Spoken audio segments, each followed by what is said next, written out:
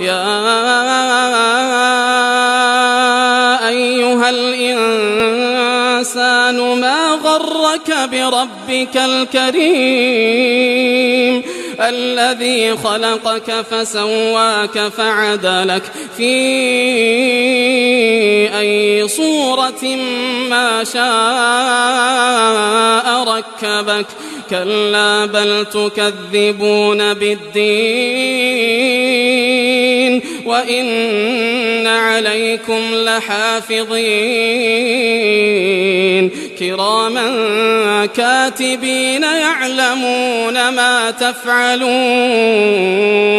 إن الأبرار لفي نعيم وإن الفجار لفي جحيم يصلونها يوم الدين